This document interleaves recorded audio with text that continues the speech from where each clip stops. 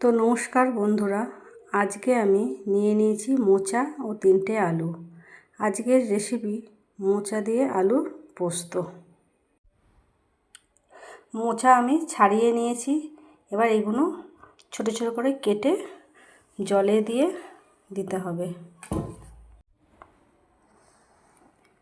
দেখুন আমি মোচা এভাবে ছাড়িয়ে নিয়েছি। এবার এগুলোকেও আরও ছোট ছোট করে কাটতে হবে। দেখুন মোচা এভাবে ছোট ছোট করে কেটে নিয়েছি। চৌকো করে আলুও কেটে নিয়েছি। আর নিয়ে নিয়েছি পোস্ত, কাজু বাদাম, হলুদ, নুন, কাঁচা লঙ্কা, শুকনো লঙ্কা।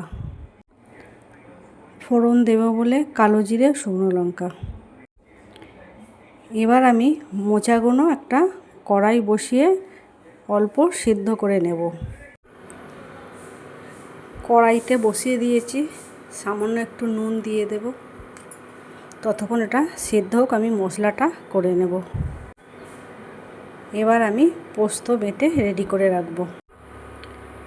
দেখুন মোচাগুলো সেদ্ধ হয়ে গেছে। এবার আমি একটা ছাঁকনিতে ছেঁকে নেব। মোচা ছাঁকনিতে ছাঁকা হয়ে গেছে।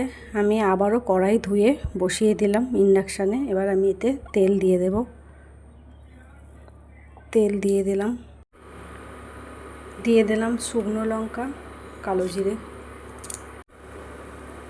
তেল গরম হয়ে গেছে, দিয়ে দেবো আমি ছোট ছোট করে কেটে রাখা আলু। এবার আলুগুলো আমি একটু নেড়ে ঢাকা দিয়ে দেব। একটু হাই ফ্লেমে করে একটু ভেজে নেব, তারপর ঢাকা দিয়ে দেব। আলু ভাজা ভাজা হয়ে গেছে। এবার আমি দিয়ে দেবো সেদ্ধ করা মোচা।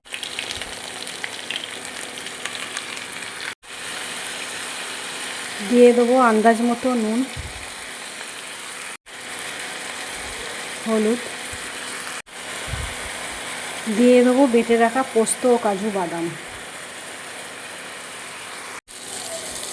দিয়ে দেবো ছোট ছোট করে কেটে রাখা টমেটো।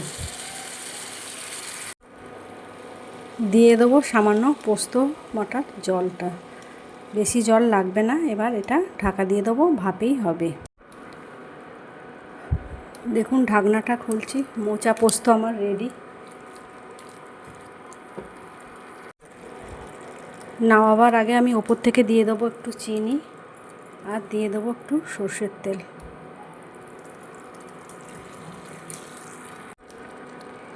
এবার আমি গরম ভাতে সার্ভ করব।